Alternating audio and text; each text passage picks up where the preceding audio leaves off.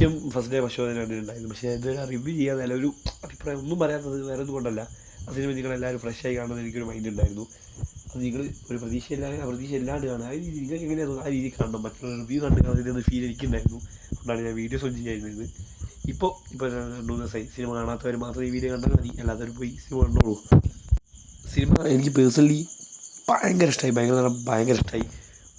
എനിക്ക് മഹാസംഭവം എന്നല്ല, എനിക്ക് തീരെ ഹൈപ്പില്ലായിരുന്നു. സിനിമ കയറുന്ന തൊട്ട് മൂവ്മെൻറ്റ് വരെ എനിക്ക് പടം ഒരു ഫെയിലിയർ ആവും, അല്ലെങ്കിൽ ഇതൊരു അനാവശ്യമായൊരു സിനിമയായി തോന്നും എന്ന് ഫീൽ. അനൗൺസ്മെൻറ്റ് മുതൽ ടീസർ ട്രെയിലർ എല്ലാം എനിക്ക് ഈ ഒരു സിനിമയിലൂടെ ഹൈപ്പില്ലായിരുന്നു. ടോട്ടലി ജിത്തു ജോസഫിന് 2 കഴിഞ്ഞ സിനിമകൾ കണ്ടപ്പോഴാണെങ്കിലും ആളുടെ ആ ഒരു എക്സ്പെക്റ്റേഷൻ ജിത്തു ജോസഫിൻ്റെ മൈൻഡിലുണ്ട്. എന്നാലും ആളുടെ ഒരു മേക്കിങ്ങും പരിപാടിക്ക് ഇപ്പം കുറച്ചൊരു ഈ പടത്തിൻ്റെ മറ്റ് അപ്ഡേറ്റ്സ് എല്ലാം കൂടി വന്നപ്പോൾ എനിക്ക് വലിയൊരു ഹൈപ്പില്ലായിരുന്നു. ആ രീതിയിൽ തന്നെയാണ് സിനിമ തിയേറ്ററിൽ പോയി കണ്ടത്.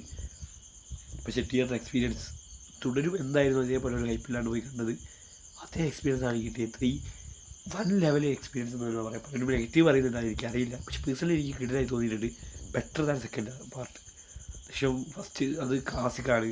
പിന്നെ സെക്കൻഡ് പാർട്ട് എനിക്ക് OTT റിലീസ് അതിൽ ജിത്തു ജോസഫിൻ്റെ ആ ഒരു സീരിയൽ ടൈപ്പ് മേക്കിങ് കുറച്ച് പരിപാടി ദൃശ്യത്തിൽ ലാഗുണ്ട്. ദൃശ്യം 3 പാർട്ടും ലാഗുണ്ട്. പക്ഷേ ആ രീതിയല്ലാതെ ഒരു സീരിയൽ ടൈപ്പ് പരിപാടി എനിക്ക് ഫീൽ ചെയ്തിട്ടുണ്ടായിരുന്നു. പക്ഷേ ദൃശ്യം 3 എനിക്ക് വേറെ ലെവൽ എക്സ്പീരിയൻസ് തന്നെയായിരുന്നു. മസ്റ്റ് തിയേറ്റർ വാച്ചാണ് എൻ്റെ അഭിപ്രായം.